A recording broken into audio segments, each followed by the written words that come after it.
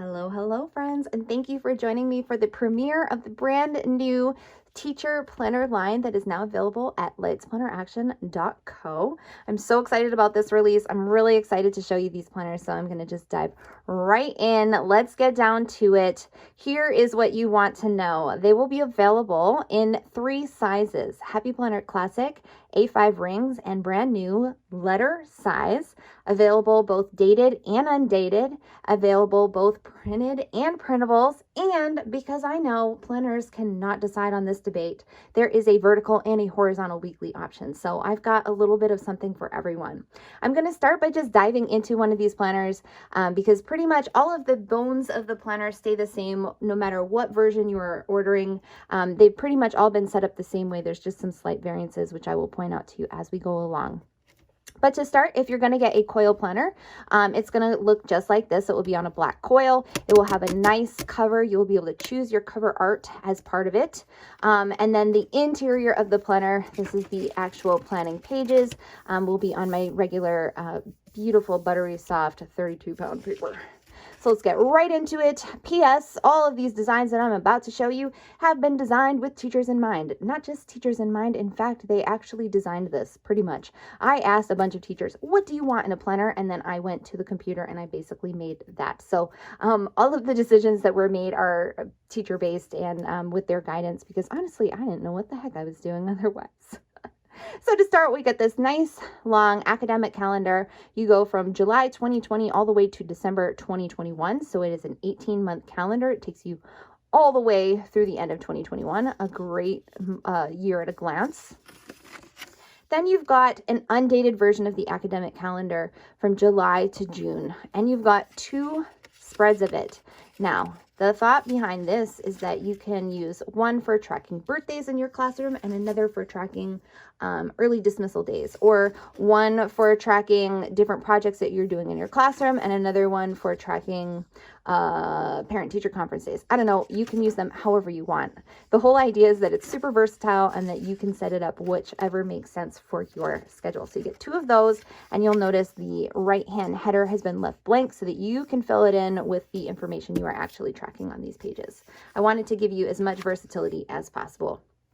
Then we get into the monthly and weekly planning pages. So each month is followed by a bunch of weekly pages, and they obviously coordinate with the month at the start, and then it goes and it repeats. So you get another monthly followed by all the weeklies. So the monthly page is really nice. Up close, you can see there is a very light dot grid that goes in every single box. That's going to help you to write straight. I really love a dot grid, especially a light one, because it allows you to write nice and straight without actually being cumbersome on the page. I wanted it to be a very minimal look otherwise, so I kept the dot grid nice and light for you on that. The weekly pages are also set up with a beautiful dot grid. As you can see from far away, you can't even tell that there's a dot grid there, but it sure is, and it's going to help you to keep your handwriting nice and straight. So this here is the vertical layout. So you've got your days across the top and then the schedule going down vertically. At the start of the week, you have space to write down what is each subject or time block of the day. And then you've got the 7 time blocks, which is pretty standard for most teacher schedules. Now, this, as you can see, is a vertical layout. I did, as I mentioned, also design a horizontal layout. So let's see what that looks like. Instead of your days going across the top, they go down the left-hand side.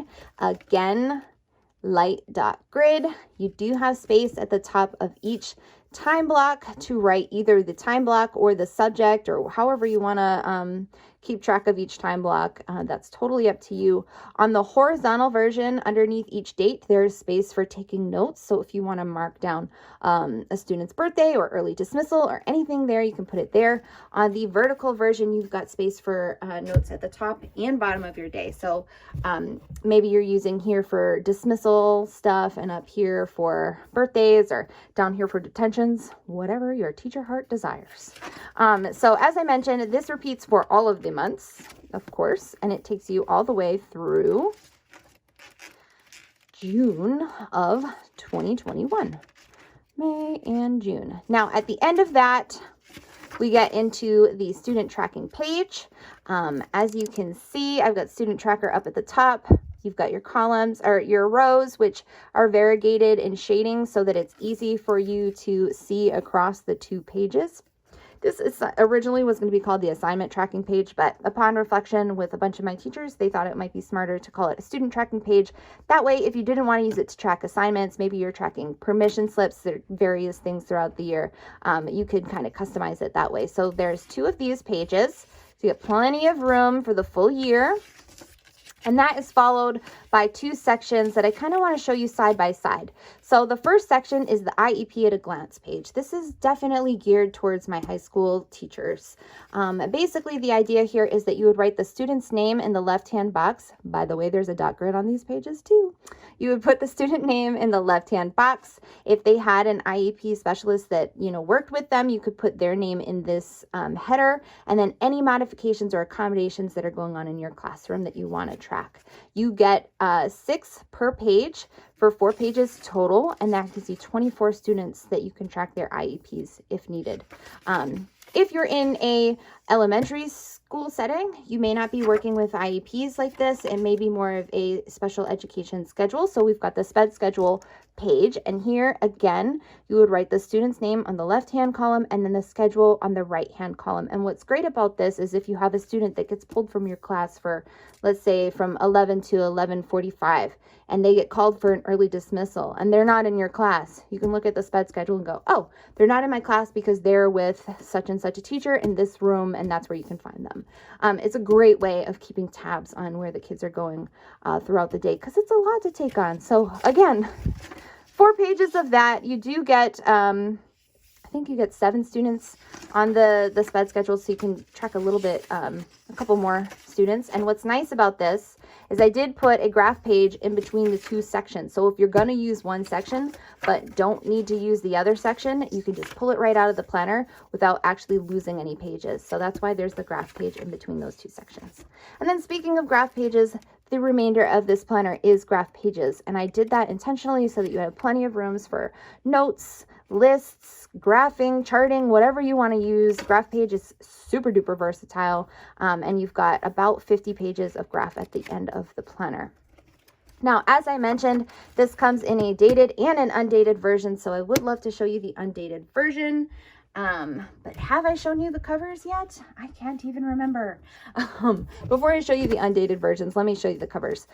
These are the covers that they come, that you can also choose from if you don't want one of these 2 covers. The first one is Education Breeds Confidence, Confidence Breeds Hope, Hope Breeds Peace. Your second one is Teaching is a Work of Heart. Love that one. The third option is Coffee, Teach, Repeat, with my favorite coffee pattern. Behind that, I have You Make a Difference Every Day, another one of my favorite patterns. Here is a beautiful floral, if that's your vibe, and it says the future of the world is in your classroom today.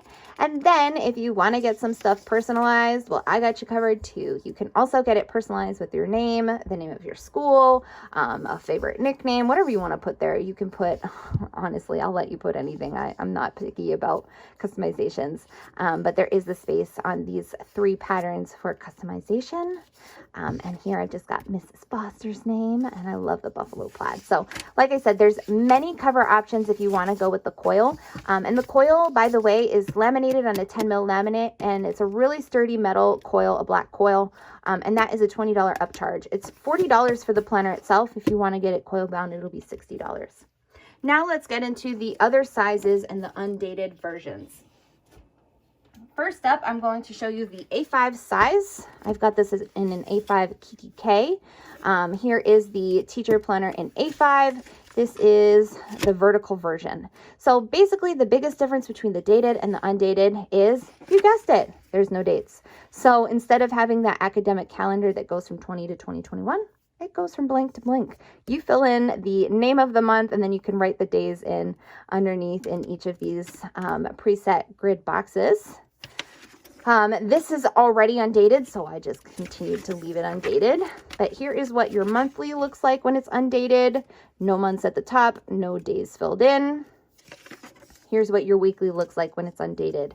No month at the top, no days filled in. So you just have to pre-fill that. And this is set up so that if you want to do this for your planner from August to September or September to August, if that's what your calendar year is, or if you guys go from January to December, you can date it with whatever makes sense for your schedule. So obviously you get the same number of pages. They are just undated instead of dated. And the back looks exactly the same. So that doesn't change anything. I also wanted to offer a size that would be really accessible for people who are maybe not as well versed in the planner community, maybe don't have an A5 or a Happy Planner discs laying around and want something a little bit more accessible. Here is the letter size version, and this can be put into any 3-ring binder. So this is like a $2 binder from Target. And the letter size will fit perfectly in that. It will be 3-hole punched if you order it printed, or if you get it in printable format, all you'll have to do is punch. There's no trimming because it's letter size. It's going to fit right onto your computer printer paper. So that's why I wanted to do this size, because I really wanted it to make it as accessible and as affordable as possible for those who are on a teacher budget. Again, the only difference is that it's undated in this format. And here's what that horizontal layout looks undated. It's basically the same. You just have to write in your own months and your own dates going down the weekly pages. So there you have it, guys. 3 size options, dated and undated. Dated and undated. Sorry, this is like a mouthful. Printed and printable, with numerous different cover options. You can get them coiled or punched. It's just a really great setup, and I hope you love it. I hope there's something that catches your fancy, and I'm really excited about these weekly layouts because I'm so super excited to see what actually sells better, the vertical or the horizontal. So that is that. Thank you for joining me. If you have any questions, feel free to leave them in the comments. Otherwise, I will catch you at lightsplanneraction.co. You can find these inserts under the new release tab or under the teacher planning section.